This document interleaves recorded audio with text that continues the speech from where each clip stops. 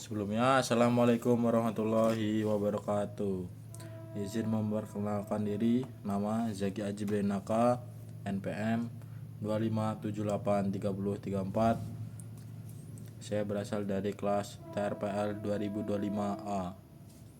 Di sini saya akan menjelaskan apa itu for loop. Yang pertama, pengertian for loop. For loop adalah salah satu konsep dasar dalam pemrograman yang sangat penting, terutama saat kita ingin menjalankan suatu perintah secara berulang dengan jumlah yang sudah diketahui. Dan ada istilah lain, for loop adalah struktur kontrol yang digunakan untuk melakukan perulangan atau looping dengan jumlah iterasi tertentu. Artinya, jika kamu ingin menjalankan suatu kode sebanyak 5 kali, 10 kali, atau sesuai batas tertentu, maka for loop adalah pilihan yang tepat. Selanjutnya ada struktur for loop dalam Java. Biasanya ditulis dengan Java for buka kurung inisialasi titik 2 garis titik 2 koma kondisi titik 2 koma perubahan tutup kurung.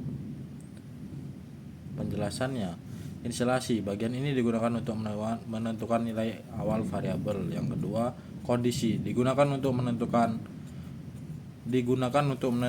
kapan perulangan berhenti. Selama kondisi bernilai benar, loop akan terus berjalan. Contoh dalam bahasa Java, i kurang dari sama dengan 5. Yang ketiga, perubahan atau increment atau decrement digunakan untuk mengubah nilai variabel setiap perulangan. Contoh dalam pemrograman Java yaitu i++, artinya nilai i bertambah 1 setiap loop. Ketiga, cara kerja for loop. Misalnya Java for buka kurung int i sama dengan 1.2, i kurang dari sama dengan 3.2, i++ tutup kurung. Prosesnya, i sama dengan 1, cek kondisi i lebih dari sama dengan 3, cetak 1, dan begitu pun seterusnya.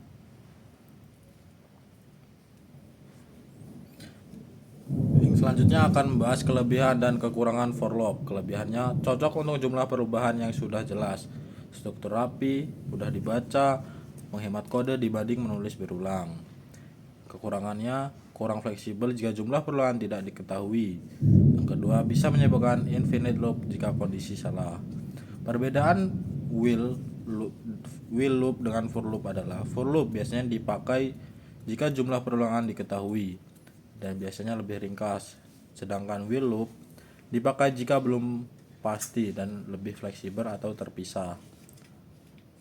Kesimpulannya, for loop adalah struktur perulangan yang digunakan untuk mengulang kode dengan jumlah yang ditentukan. Struktur ini terdiri dari 1. Nilai awal, 2. Kondisi, 3. Perubahan nilai. Dengan memakai for loop, kamu bisa membuat program yang lebih efisien dan tidak perlu menulis kode berulang-ulang. Dan selanjutnya saya akan membahas tentang while atau will. While adalah salah satu konsep dasar dalam pemrograman yang digunakan untuk melakukan perulangan atau looping. Artinya, di sebuah aksi atau proses akan dijalankan berulang kali selama suatu kondisi tertentu masih bernilai benar atau true. Secara konsep atau tanpa kode, while bisa dijelaskan seperti ini. Bayangkan kamu sedang bermain game dan kamu akan terus bermain selama nyawamu masih ada. Kondisinya nyawa masih ada, aksinya bermain game. Selama kondisi itu terpenuhi, kamu akan terus melakukan aksi tersebut. Begitu kondisi tidak terpenuhi, misalnya nyawa habis, maka perulangan berhenti. Penjelasan lebih dalamnya, while bekerja dengan cara 1. Mengecek suatu kondisi terlebih dahulu. 2. Jika kondisi benar, maka suatu tindakan dilakukan. 3. Setelah tindakan selesai, kondisi dicek lagi. 4. Proses ini akan terus berulang sampai kondisi menjadi salah atau false. Ciri-ciri utama while. 1. Berbasis kondisi. Perulangan tergantung pada benar atau salahnya suatu kondisi. 2. Bisa tidak dijelaskan sama sekali. Jika dari awal kondisi sudah salah, maka tidak akan terjadi perulangan. Yang ketiga, berpotensi tak berhenti atau infinite loop jika kondisi tidak berubah menjadi salah. Contoh dalam kehidupan sehari-harinya adalah 1. Contoh pertama, mengisi air ke gelas. Kamu akan terus menuang air selama gelas itu belum penuh. Kondisi gelas belum penuh, aksinya menuang air. Contoh lain seperti belajar sampai paham. Kamu akan terus belajar selama belum mengerti. Kondisinya belum paham, aksinya belajar. Hal penting yang harus diperhatikan dalam penggunaan konsep while. Sangat penting memastikan bahwa kondisi bisa berubah. Jika tidak, maka perlahan akan terus tanpa henti.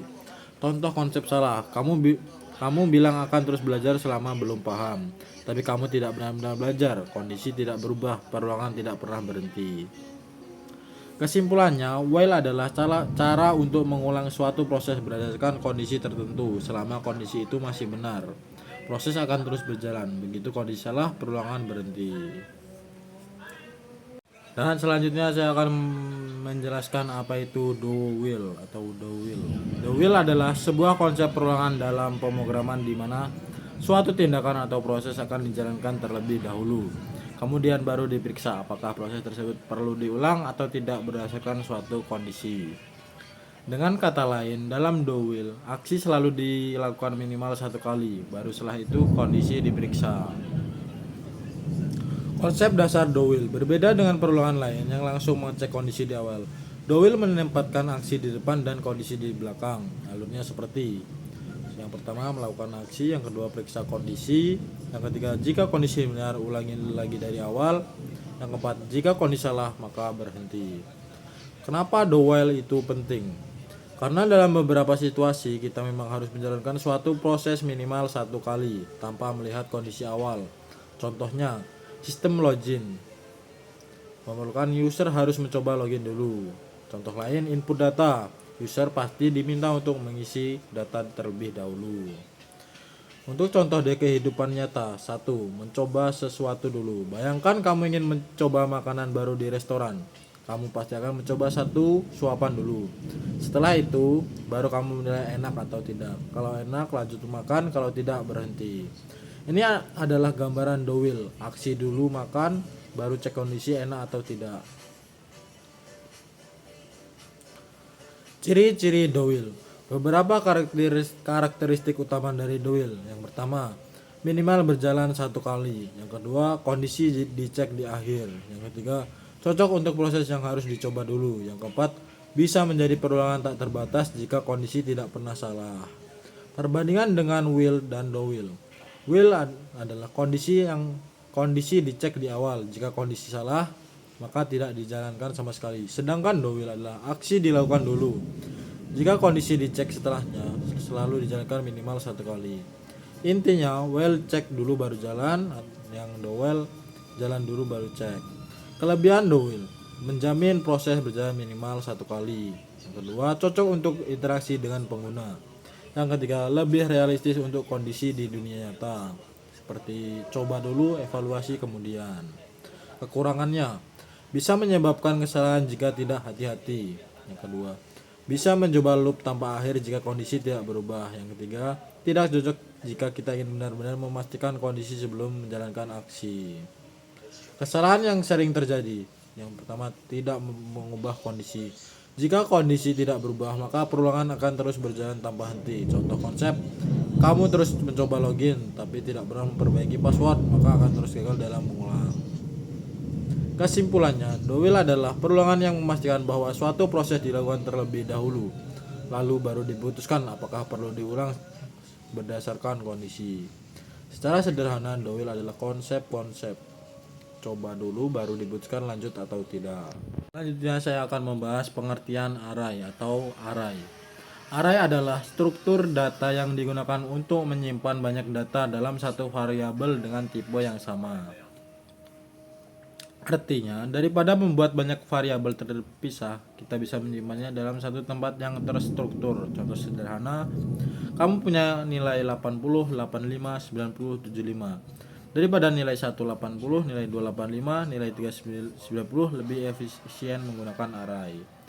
Konsep dasar array. Array bekerja seperti wadah yang berisi banyak slot atau kotak di mana setiap slot menyimpan satu data. Setiap slot punya indeks atau yang biasa disebut nomor urut. Penting, indeks biasanya dimulai dari 0. Ciri-ciri array. Yang pertama, menyimpan banyak data. Yang kedua, semua data harus tipe yang sama. Yang ketiga, memiliki indeks. Yang keempat, ukurannya biasanya tetap fixed. Jenis-jenis array. Array satu dimensi. Biasanya bentuknya paling sederhana seperti daftar biasa. Contoh, nilai siswa dalam satu kelas. Yang kedua ada array dua dimensi, bentuk seperti tabel, baris atau kolom. Contoh, data nilai siswa dalam beberapa mata pelajaran. Yang biasanya MTK siswa 1 80, IPA siswa 2 75. Yang ketiga ada array multidimensi, lebih dari dua dimensi, digunakan untuk data yang lebih kompleks. Contoh kehidupan nyata. A. Daftar nilai. Semua nilai disimpan dalam satu tempat. B. Playlist lagu. Satu array berisi banyak lagu. C. Kontak HP. Satu daftar berisi banyak nomor. Cara kerja array. Data disimpan dalam urutan tertentu. Setiap data punya indeks. Yang ketiga, untuk mengambil data digunakan indeks. Kelebihan array. Yang pertama, lebih rapi dan terorganisir. Yang kedua, menghemat penggunaan variabel. Yang ketiga, mudah diakses dengan indeks. Yang keempat, cocok untuk data jumlah banyak. Dan selanjutnya, dan berbagai. Kekurangannya, ukurannya biasanya tidak fleksibel. Yang kedua, harus satu tipe data. Dan yang terakhir, jika data terlalu besar bisa boros memori. Operasi pada array. Beberapa hal yang bisa dilakukan. 1. Mengakses data. Yang kedua, mengubah data, menambahkan data, dan yang terakhir, menghapus data. Kesalahan yang sering terjadi. Pertama, salah indeks. Misalnya, array berisi 3 data. Indeks hanya 0 sampai 2. Kalau akses indeks 3 sama dengan error. Yang kedua, ada kesalahan campur tipe data. Array biasanya harus berisi tipe yang sama. Perbedaan array dengan variabel biasa. Variabel biasanya menyimpan satu data, tidak punya indeks, kurang efisien untuk banyak data. Kelebihan array atau perbedaan dari array adalah menyimpan banyak data, punya indeks, dan lebih efisien. Kapan kita bisa menggunakan array? Gunakan array jika data banyak dan sejenis. Yang kedua, butuh pengelompokan data. Yang ketiga, ingin akses data dengan cepat. Kesimpulannya, array adalah struktur data yang digunakan untuk menyimpan banyak nilai dalam satu tempat dengan sistem indeks. Secara sederhana, array sama dengan adalah kumpulan data sejenis dalam satu wadah yang teratur. Mungkin itu saja penjelasan dari saya. Wassalamualaikum warahmatullahi wabarakatuh.